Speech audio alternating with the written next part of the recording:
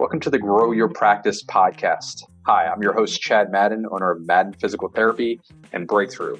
Join me each week as we dive into the best practices, systems, principles, tips, and tricks to help you grow your private practice. What's your strategy for boosting your profit margins? In the current industry landscape, margins are slim due to declining reimbursements and the rising cost of doing business. Breakthrough has just released a new course, Profitability Under Pressure. This 13-week masterclass focuses on 5 key areas in your practice that can help you increase your profits. We'll guide you through creating a financial plan, which is a step overlooked by many other practices. You'll also learn how to renegotiate insurance contracts, evaluate whether cutting ties with lower payers is beneficial, and how to add cash pay services to improve your lifetime patient value. By the end of this course, you'll have improved control over your profit margins and a clear roadmap for future growth. This program is exclusively for private practice owners. You must apply to be accepted. No hops or pops practices. Click the link below to get started. Here we're going to talk about secrets to getting your finances in order to survive and even thrive without the stress that you're currently going through right now. It's how to run your practice so everyone is paid, all your staff is paid, including you. How to incentivize your staff to go above and beyond and have enough money allotted for both a financial reserve and marketing and still be profitable. So I've studied this a lot over time, have read a lot on money and also management. And you might have read my blog post where I talk about the 3 things that we don't learn in PT school that we really need to know if we're going to be successful private practice owners. And that's basically how to manage, how to control people, how to control money, how to control marketing. So it's managing people, managing money, managing your marketing. So here we're really going to talk about how to manage your workflow and finances so that you have plenty left over so that you can go out and innovate, that you can keep all your staff happy and paid and incentivized, and yet you're taking a pay and you're creating profitability so that you can be open for tomorrow. So out of everyone that I read, and I've read a lot, the elephant in the room is, I took Sterling, I took Measurable Solutions courses, I studied the L. Ron Hubbard stuff, and I went back and I just said, who did he learn from? Who did he look at that preceded 1950s? I think there's a pretty good indication that he may have studied Peter Drucker if he was looking and reading what was out there at the time. I don't have any evidence of this. I just know that Peter Drucker preceded that time period of management study that is featured in the Keys to Private Practice Success. And if I go back and I read Peter Drucker, he says some really intelligent things that carried over. So if you want a crash course in Peter Drucker, read the Essential Drucker, which is basically 60 years of this guy's writing, and this is the only thing that he did was study management and organizations. So go back and read that, and I think he's began writing in the 1920s, 1930s, and that carried through, and I think he didn't pass away until like 2005, lived to be almost 100 years old. So check him out, but a couple of the quotes that I pulled out of the Essential Drucker, which are very are appropriate for this talk and this module are, number 1 is not to innovate is the single largest reason for the decline of existing organizations. And I recently read a piece from another person who's sharing information in the private practice marketing sector, and they basically said, don't even bother asking for referrals from your past patients. And it was really kind of positioning what he's teaching against us and what I'm sharing. And I can tell you this: if you give people a reason to share and you've innovated your services enough, but if you're giving people a reason to share and tell others about you, they're going to tell others about you. And really quick and easy thing that comes to mind, an example for this is our exercise card system. Now, that took some money to develop for us, but it quickly separated us now, having been so for the last several years, but it separates us from other physical therapy experiences that people have had in the past, where they're handed a sheet or they're not given any instruction at all. Every person that comes in for us gets a carabiner, plus they get a face card with the therapist who's responsible for their care that has their personal contact information on, has the therapist's personal contact information on, primarily phone number and address, email address, and then any exercises that are either added to or taken away from that person's home exercise program, they can keep track of on their carabiner. It's full color, it's written in simple instructions, but that is an innovation in the services and products that we provide at Madden Physical Therapy. But if I didn't have money to do that, and I didn't have time to do that and resources, we wouldn't be innovating, and it would be even more difficult for us to get a referral from somebody who's happy. And it's harder to share if there's nothing unique about your physical therapy company. That's the take-home point there. So the next point is not to know how to manage is the single largest reason for the failure of new ventures. And really quick story, we work with amazing private practice owners, and we work with some people who are really struggling to make it through the next day, where they're literally talking about, when should I close my practice? Should I close it in, January, or should I close it in February? Like, that's their mentality. And if you really quick, I know Amy Flynn had a really nice testimonial about that, where she was in those shoes. We had one story recently where this was an owner, and they'll remain anonymous here, but who was not seeing a large number of people a week. I believe it was like 10 or 12 visits, who wanted to make a go of this, who wrote me long emails and had an hour-long conversation about how she wanted to be our best student ever and how she would turn it around. But really the downfall is that she could not manage her own money, time, and resources of what she already had going on. And I think she made it like a month into the Killer Marketing Program, and was one of, I think we've now had 3 refunds. So she was one of those refunds out of whatever it's been, 150 some odd owners.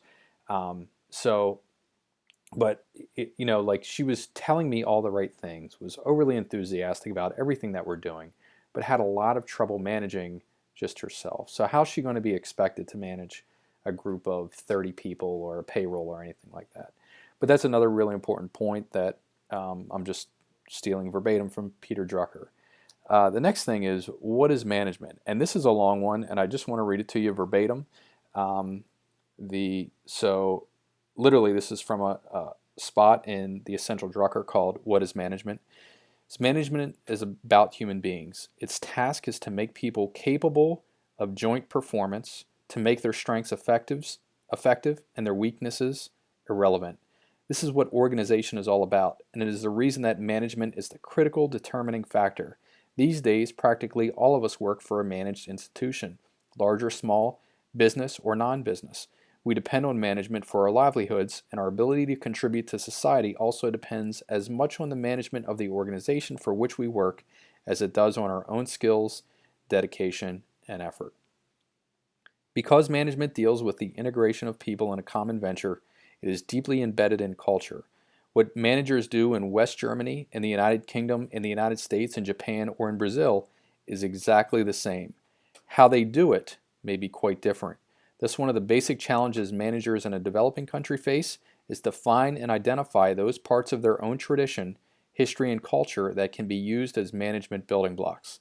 The difference between Japan's economic success and India's relative backwardness is largely explained by the fact that Japanese managers were able to plant imported management concepts in their own cultural soil and make them grow. By the way, I just want to stop here for a second while I'm reading this excerpt. Peter Drucker is not necessarily politically correct, but just read it for the management truth that he writes. It's also not, much of what he wrote was 50, 60, 70 years ago. Every enterprise requires commitment to common goals and shared values. Without such commitment, there is no enterprise. There is only a mob. The enterprise must have simple, clear, and unifying objectives. The mission of the organization has to be clear enough and big enough to provide common vision. The goals that embody it have to be clear, public, and constantly reaffirmed. Management's first job is to think through, set, and exemplify those objectives, values, and goals. Management must also enable the enterprise and each of its members to grow and develop as needs and opportunities change. Every enterprise is a learning and teaching institution. Training and development must be built into it on all levels. Training and development that never stop. That's a key point, and it goes back exactly to our Inside Circle call with Igor.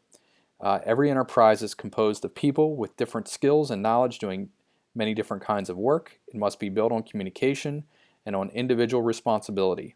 All members need to think through what they aim to accomplish and make sure that their associates know and understand that aim. All have to think through what they owe to others and make sure that others understand.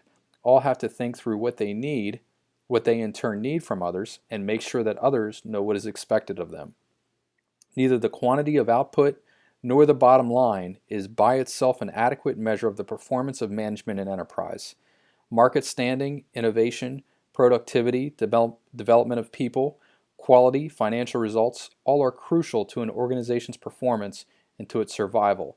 Nonprofit institutions, too, need measurements in a number of areas specific to their mission, just as a human being needs a diversity of measures to assess his or her health and performance. An organization needs a diversity of measures to assess its health and performance. Performance has to be built into the enterprise and its management. It has to be measured, or at least be judged, and it has to be continually improved. Finally, the single most important thing to remember about any enterprise is that results exist only on the outside. The result of a business is a satisfied customer. The result of a hospital is a healed patient. The result of a school is a student who has learned something and puts it to work 10 years later. Inside an enterprise, there are only costs.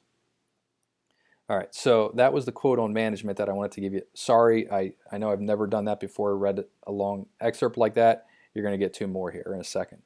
Next point is profit is not the explanation, cause, or rationale of business behavior and business decisions, but rather the test of their validity. Very, very key. The next quote, which I think is key as well to this, pertinent to this conversation, it is not necessary for a business to grow bigger, but it is necessary that it constantly grow better. And then the next thing that I want to read is a piece here on objectives, which is very, very important. 1. Objectives must be derived from what our business is, what it will be, and what it should be.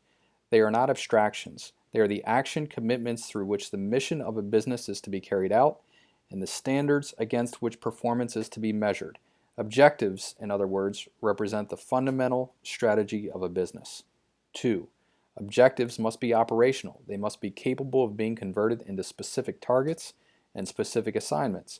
They must be capable of becoming the basis as well as the motivation for work and achievement. 3. Objectives must make possible concentration of resources and efforts. They must winnow out the fundamentals among the goals of a business so that the key resources of men, money, and physical facilities can be concentrated. They must therefore be selective rather than encompass everything. 4. There must be multiple objectives rather than a single objective.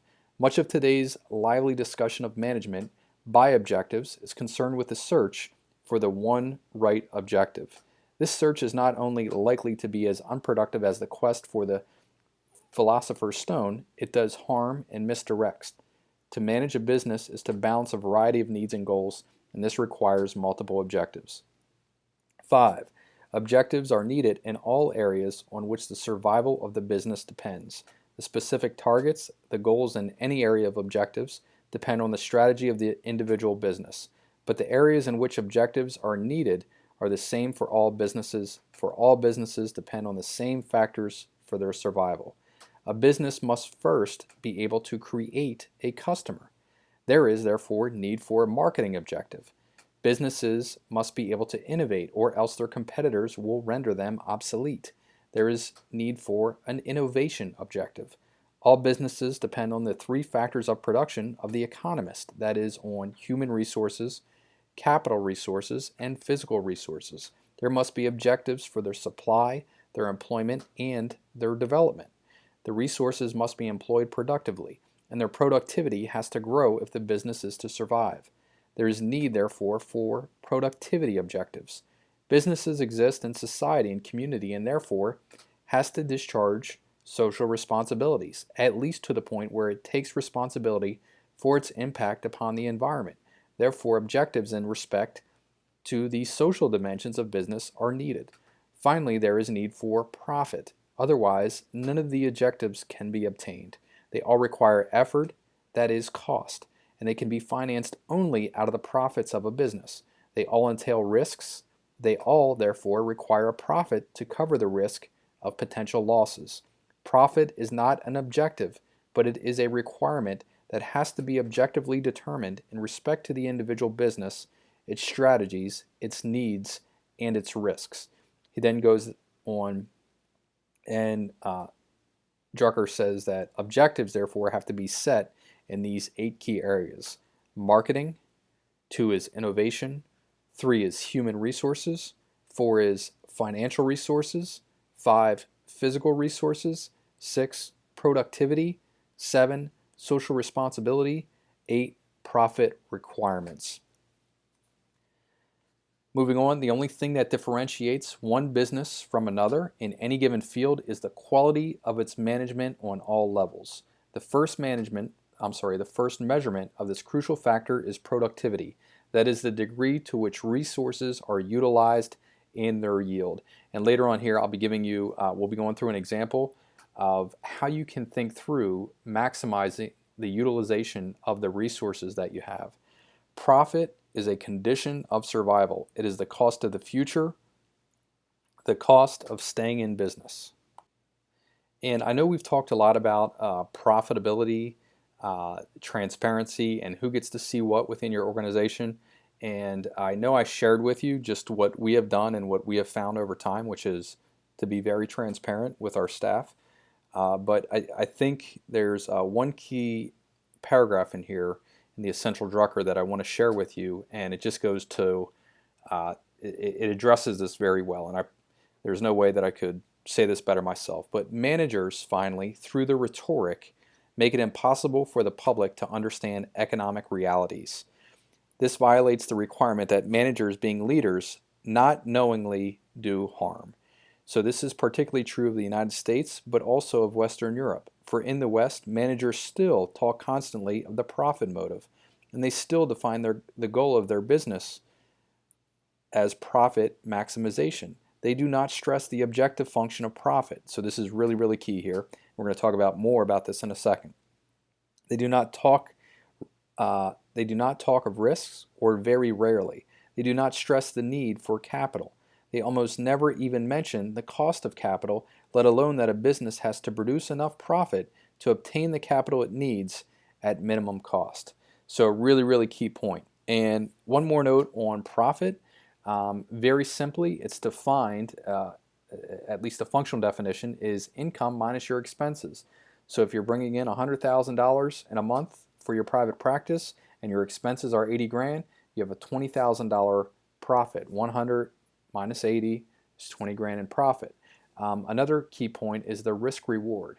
Most of us could probably go out and get a job, at least making 6 figures in, being a manager in a large corporate PT or at the local hospital system.